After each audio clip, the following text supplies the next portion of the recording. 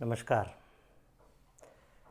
आप सभी मेरी कहानियाँ सुन रहे होंगे और उसे पसंद कर रहे होंगे। आपको उसमें कोई सुझाव हो तो कृपया आप सब मुझे सुझाव देवें। आज की कहानी प्रारंभ करते हैं। सूरज एक हस्तकाली कलाकार था। लकड़ी के खिलौने बनाता था। लकड़ी के सामान्यतः लकड़ी की जो बेलन होती है, बेलन बनाता और बाज़ार में जाकर बेचने का कार्य करता था। अच्छा कारीगर था। मशीन की अपेक्षा हाथ से ही, क्योंकि गरीबी थी, अपने हाथ से कलाकारी करके उन बेलनों को बनाता था। आज छोटी बेटी जो 11 साल की रही होगी, पास में आकर बैठी। जैसे ही पास में बैठी उसको देखा तो सूरज झेप कर रह गया।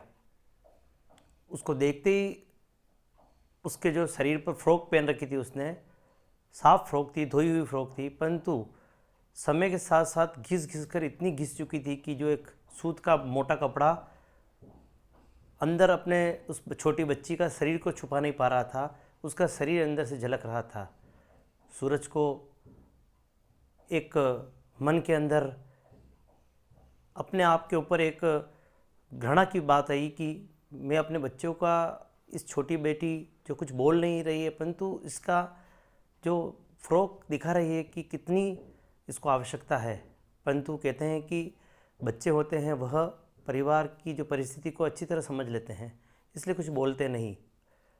सूरज ने कहा कि इसको इस बार तुरंत इसको मैं इसके कपड़े की व्यवस्था करता हूँ।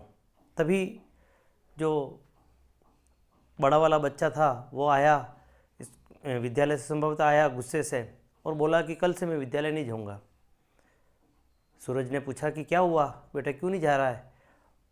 बोला कि स्कूल के जो प्रधानाचार्य है उसने बुलाकर मेरे को डांट लगाई कि तेरी 3-4 महीने की फ़ीस बाकी है, 1-2 दिन में फ़ीस जमा नहीं कराएगा तो तेरा नाम कट जाएगा। पापा, मेरे को बड़ा गुस्सा आया। स्कूल के अंदर दूसरे विद्यार्थी को देखकर वो मन में मेरे लिए क्या सोच रहे होंगे। तो दोनों बच्चों की बात सुनकर, दोनों बच्चे की स्थिति देखकर सूरज को लगा कि क्या मैं ये धंधा बदल दूं?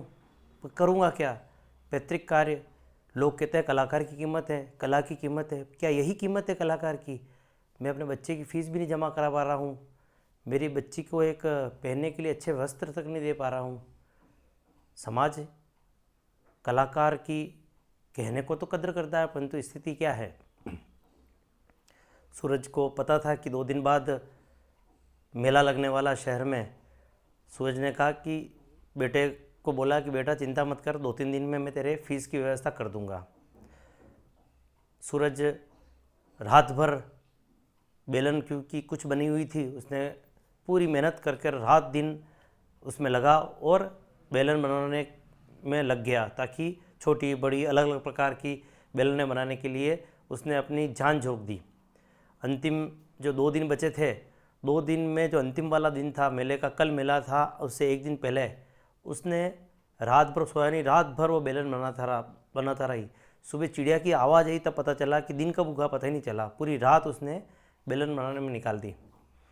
बेलन लेकर सूरज मेले में गया और मेले में जाकर सोचने लगा कि आज पैसे आते ही पहला तो बेटी के लिए अच्छी सी एक फ़्रॉक लेकर आऊँगा, और इन 2 दिन के अंदर मेले में जो पैसे आएंगे बच्चे को फ़ीस भी मेरे को जमा करानी है।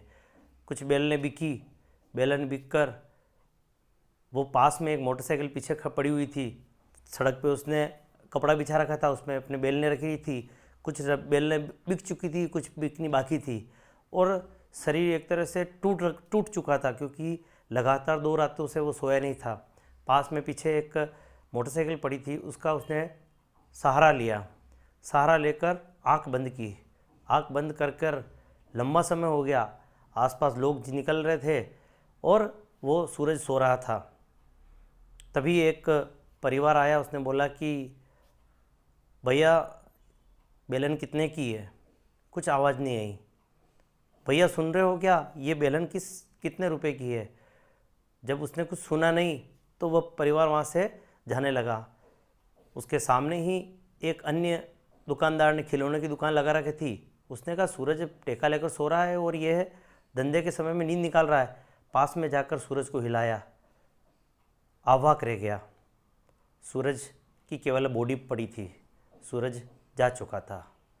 संभवतः परिवार का जो गरीब स्थिति, अपने परिवार की गरीबी दूर करने के लिए जो रात भर मेहनत की, वो मेहनत की थकान और मन के अंदर, और क्या पता उस एक मासूम व्यक्ति के मन में क्या क्या चल रहा था, ये सोचता सोचता आंखें कब बंद की और कब प्राण पखेरु उसके उड़ चुके, यह पता ही नहीं चला। घर पर एक परिवार, जो एक कलाकार का परिवार था, वह उजड़ चुका था। बस इतनी सी एक मेरी भावात्मक यह कथा है। इस कथा का सार यह है कि हमारे आसपास जो गरीब व्यक्ति, गरीब विशेष रूप से कलाकार है, जो हाथ से मेहनत करते हैं, उन मेहनत करने वाले व्यक्तियों की जो रोजी रोटी की जो चीज़ बनाते हैं, उसको आप उचित मूल्य देकर खरीदें। हम सामान्यतः मेले में जाते हैं तो हम देखते हैं कि एक कोई लोहे की तपेली बेच रहा है, कोई लकड़ी के खिलौना या बेलन बेच रहा है, उससे भाव कराते हैं। सामने वाला अगर 100 रुपये कहता है तो हम उसको सहज बिना कुछ सोचे कह देते हैं 25 रुपये लोगे क्या, 50 रुपये लोगे क्या। वो गरीब व्यक्ति दिन रात मेहनत करके इस मेले के इंतज़ार में कमी करने लिए आता था, तो उसको उचित मूल्य उसका देवें। हम शॉपिंग मॉल में जाते हैं तो कभी किसी भी वस्तु का मोल भाव नहीं करते हैं, जो टैग लिखा है उसे लेकर आ जाते हैं। पैसे वाले की जो दादागिरी है उसके आगे हम झुकते हैं, परंतु एक गरीब को दबाते हैं। आप सबसे निवेदन है कि हमारे आसपास ऐसे गरीब व्यक्ति जो दिहाड़ी मजदूरी कर रहे हैं, अपना जीवन यापन कर रहे हैं, उनके परिवार को हम सहयोग उसकी वस्तुओं खरीद कर सकते हैं। बस आज के दिन मेरी इस कथा का यही सारांश था। आगे अन्य कथा के साथ अगली बार पुनः मिलते हैं, तब तक के लिए नमस्कार।